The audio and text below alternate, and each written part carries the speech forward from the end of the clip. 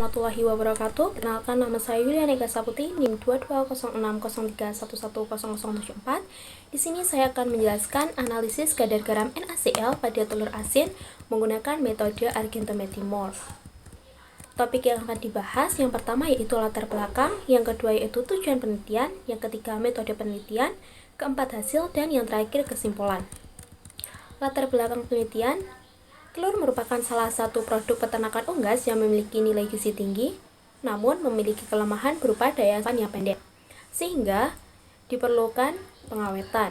Pengasinan di sini bertujuan untuk memperpanjang daya simpan dan meningkatkan rasa asin pada telur. Penelitian ini berfokus pada penetapan kadar garam NaCl pada telur asin yang direbus dan di-oven dengan variasi waktu penyimpanan. Kadar garam perlu diuji karena menentukan mutu dan daya simpan pada telur asin. Tujuan penelitian ini yang pertama yaitu menetapkan kadar NaCl pada telur asin yang sudah di-oven dan direbus. Yang kedua yaitu mengamati pengaruh variasi waktu penyimpanan selama 3 hari, 5 hari, dan 7 hari terhadap NaCl menggunakan metode argentometimor.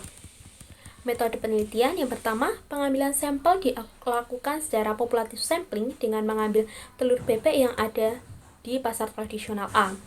Alat yang digunakan dalam penelitian ini berupa Erlenmeyer, lampu takar, beker glass, pipet, corong, buret, bam, timbangan analitik, dan bahan batang pengaduk. Bahan yang digunakan yaitu telur bebek, AgNO3 atau perak nitrat, K2CrO4 atau kalium kromat, Aquades, dan NaCl.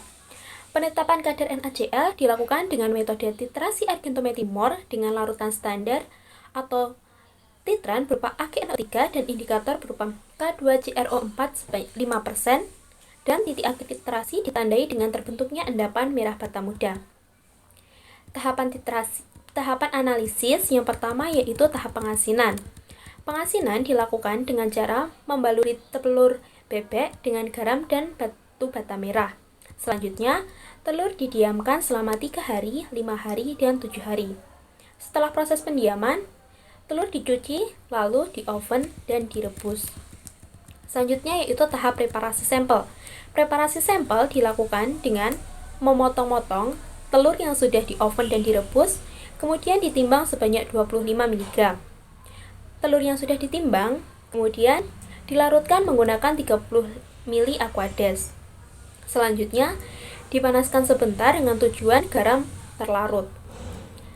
Setelah garam terlarut, saring larutan menggunakan kertas saring dan diambil filtratnya untuk dilakukan analisis lebih lanjut. Tahap ketiga yaitu tahap standarisasi larutan AgNO3 0,05 normalitas dengan NaCl 0,05 normalitas. Yang pertama, timbang 50 mg NaCl 0,05 normalitas, kemudian dimasukkan ke dalam Erlenmeyer. Selanjutnya, tambahkan Aquades 25 ml dan ditetesi dengan K2CrO4 sebanyak 3 tetes. Kemudian dititrasi menggunakan larutan AgNO3 hingga terbentuk endapan merah bata. Tahap yang terakhir yaitu tahap penetapan kadar NaCl pada telur asin.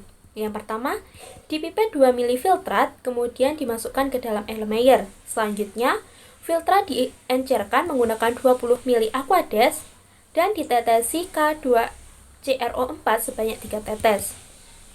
Kemudian dilakukan titrasi dengan AgNO3 sampai terbentuk endapan merah bata. Selanjutnya dihitung kadarnya.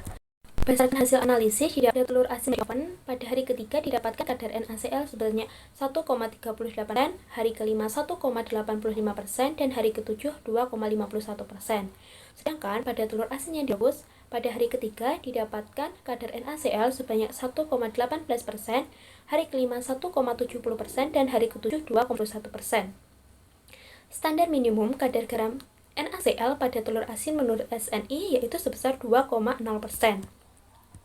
Dari hasil tersebut didapatkan semakin lama masa simpan telur, maka kadar NaCl-nya akan semakin meningkat. Dan kadar NaCl telur asin yang di-oven lebih tinggi daripada telur asin yang direbus.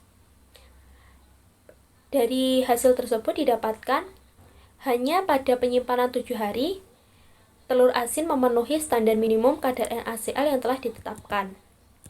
Berdasarkan penelitian, dapat disimpulkan bahwa telur asin yang direbus dan di oven menunjukkan peningkatan kadar NaCl seiring bertambahnya waktu simpan. Telur asin yang di oven memiliki kadar garam sedikit lebih tinggi dibandingkan telur asin yang direbus.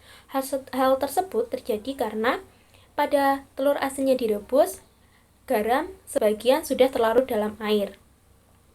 Dari penelitian juga dihasil hanya telur asin dengan masa simpan 7 hari yang masih memenuhi standar SNI berupa kadar garam minimal 2,0%, sehingga disarankan masa penyimpanan telur asin minimal dilakukan selama 7 hari.